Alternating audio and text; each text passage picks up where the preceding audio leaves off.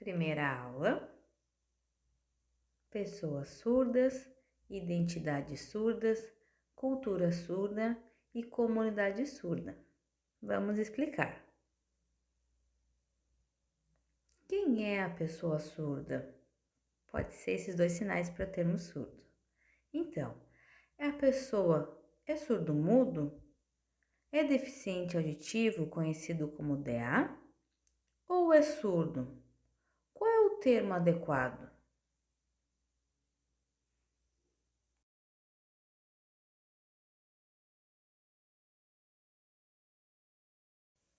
Existem diferentes visões sobre a pessoa surda. A visão antropológica enxerga o surdo e a visão médica que enxerga o deficiente auditivo. A antropológica reconhece o surdo como um sujeito, enquanto a visão médica foca mais na audição. A área clínica está focada na patologia, conforme a perspectiva médica, e também a área jurídica, como a lei classifica esse sujeito, e também os concursos, quando solicitam atestados médicos com a comprovação de CID. Eles focam na audição, por isso a deficiência. Por outro lado, a antropologia está focada no sujeito surdo, na sua cultura, na minoria linguística e no sujeito sinalizante.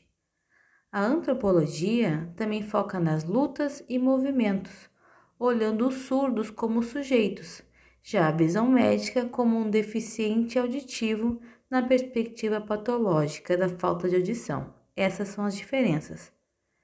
Mas a comunidade surda usa o termo surdo. Eu sou surda. Para a comunidade surda, o deficiente auditivo é a pessoa que optou por não usar a língua de sinais. Então, esse termo vai depender do contexto em que for utilizado. Ser surdo, assim como temos o mês da consciência surda, é sobre olhar os diferentes componentes que constituem a minha identidade. Como se constroem as dinâmicas de saber e poder. É a minha subjetividade, minhas experiências são diferentes. Eu sou surda. Convivo na comunidade surda, uso a língua de sinais, minha percepção é visual, essa é quem eu sou surda. O que é a Libras? Libras é a língua brasileira de sinais. É uma língua de modalidade diferente. Ela é gestual visual, que torna possível a comunicação através da produção de expressões manuais e faciais e pensamentos nessa língua. Ela é reconhecida por lei, mas não é a primeira língua oficial. A primeira língua é a língua portuguesa e a segunda é a Libras, já reconhecida desde 2002 pelo presidente da época. Ela é um meio de comunicação com pessoas surdas e precisa ser difundida na sociedade para que saibam que é uma língua e não é uma linguagem. Ela é um idioma, um meio de expressão que tem sintaxe e estrutura gramatical diferente. Então, língua brasileira de sinais. E esse é o sinal ou esse? Então, a Libras já havia sido reconhecida por lei, mas faltava um decreto para regulamentar, por exemplo, como seriam as escolas, o que garantiria a acessibilidade. Por isso, criaram o decreto em 22 de dezembro de 2005 para assegurar que a lei fosse cumprida.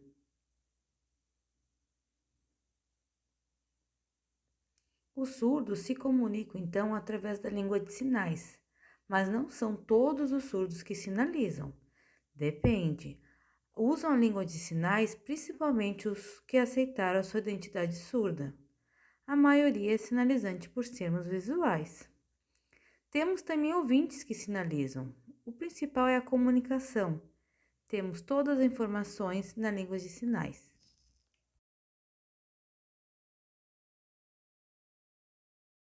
A língua de sinais é o alfabeto manual?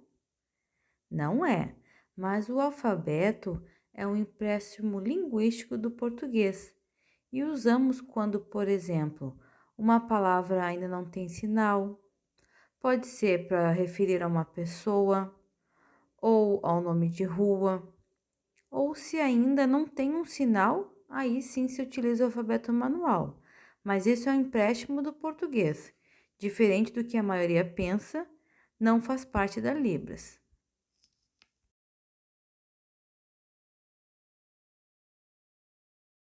A língua de sinais e a língua oralizada são diferentes, possuem estruturas diferentes também.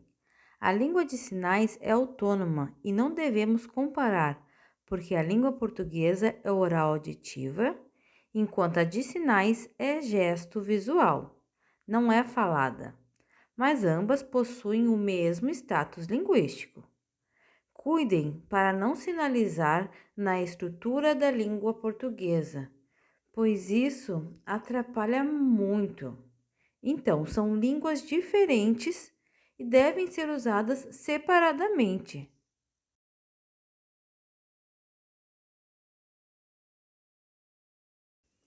O que é a comunidade surda? Talvez vocês pensem que são somente surdos, mas não. Surdos e ouvintes participam da comunidade surda. É um grupo de pessoas que convivem e principalmente se comunicam na língua de sinais. Por exemplo, intérpretes de Libras, familiares que sabem sinalizar e diferentes pessoas convivem na comunidade surda. O mais importante é o compartilhar de experiências e informações na nossa língua. Olhem essa imagem. Percebem que é uma roda de conversa?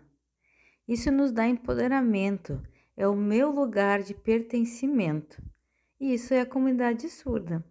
Pode ser, por exemplo, nas associações, também a convivência nas escolas ou também numa igreja.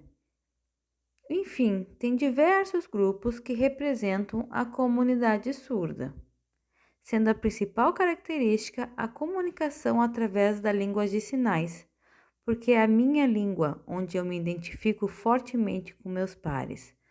O principal é a interação em língua de sinais.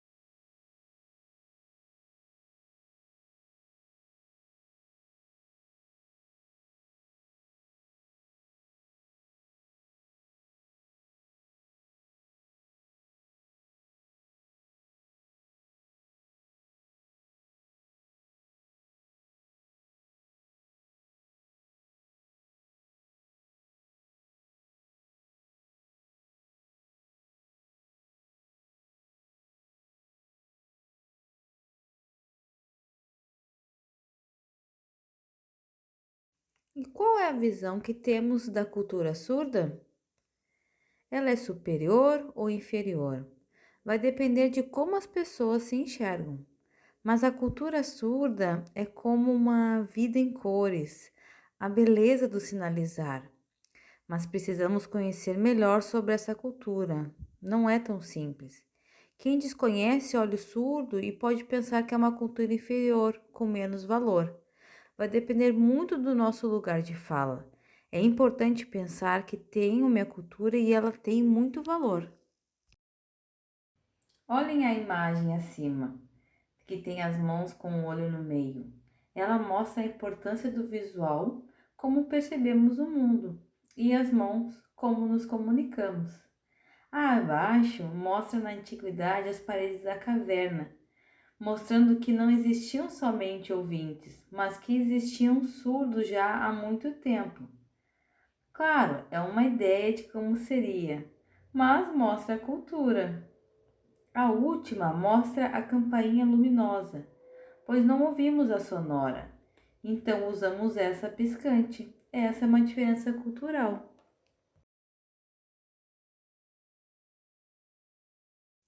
Sobre as diferenças culturais, sabemos que existem diversos aspectos dentro de uma cultura, como identidade, língua, história, pedagogia, arte, poesia, política, esportes, associações e intérpretes. Entre estes, o principal é a política. Se não houvesse uma cultura, não teríamos políticas, como criação de leis, através de lutas e movimentos para defender a nossa cultura e nossas necessidades.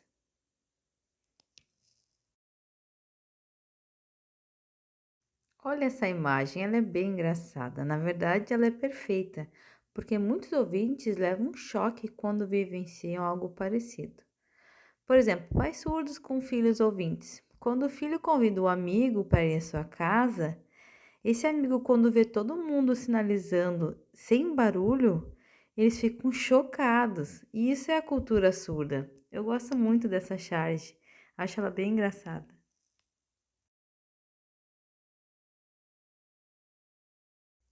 E como são as identidades surdas? Não podemos pensar que todos os surdos são iguais. Na verdade, há muitas diferenças. Cada um tem a sua constituição, a sua história de vida, por isso não existe um padrão. A identidade pode ser subordinada quando a pessoa é vista como incapaz, deficiente ou coitadinho, mas também tem a identidade surda. A pessoa se aceita surda, participa das políticas surdas e cultura surda. São várias as identidades surdas, mas essas duas são as principais. Não estamos falando de identidade como um documento, e sim identidade de como eu me constituo como pessoa. Por isso vai depender da história de vida de cada pessoa surda.